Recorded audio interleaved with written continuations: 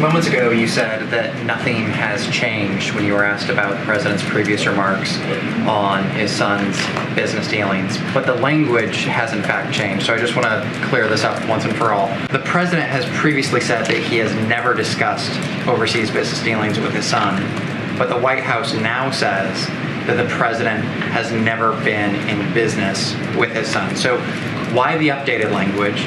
Which statement is true? Or is this semantics and they're both true?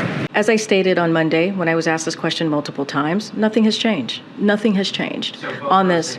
Nothing has changed on this. And so could ask me a million different ways on this question. Nothing has changed. The only reason I ask is because the White House and the president's circle, that language does seem to be somewhat different. I didn't know if there was any distinction there. I wanted to ask, though, about Elizabeth Naftali. She's made more than a dozen visits here to the White House, met with some of the president's most senior advisors. Can you tell us a little bit more about those visits, why she was here?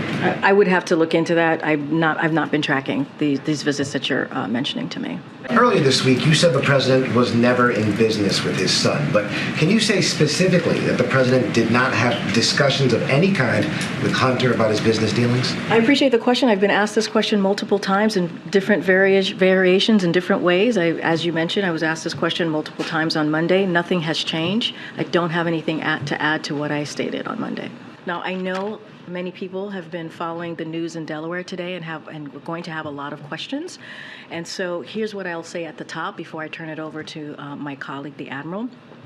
Hunter Biden is a private citizen, and this was a personal matter for him. As we have said, the President, the First Lady, they love their son, and they support him as he continues to rebuild his life. This case was handled independently, as all of you know, by the Justice Department under the leadership of a prosecutor appointed by the former president, President Trump.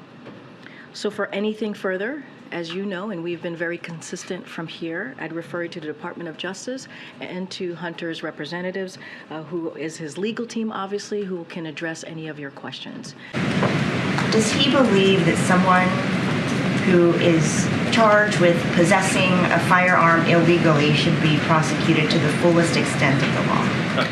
So here I'm going to be, I think I know where this question is going, and I'm just going to continue to say, as it relates to the case that we're seeing in Delaware, I'm just going to not speak to that.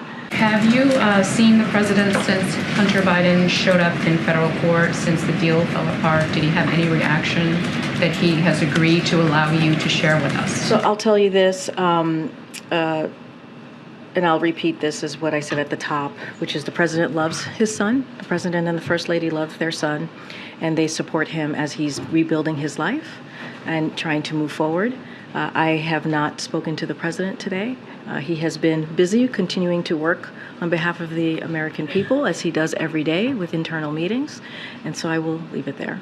Have the president and his attorneys been in touch with Hunter's legal team today, and have they been keeping tabs on the proceedings? Look, I don't have anything to share. I would refer you to, on this particular issue, I would refer you to Hunter's representative. I would refer you to the Department of Justice. I don't have anything to share beyond on what I shared at the top of this briefing. It's extremely rare in such a high-profile case for a plea deal to fall apart like this. Does the president believe that the prosecutors, the federal prosecutors in this case, have acted appropriately and competently? As you know, Jeremy, this was an independent investigation.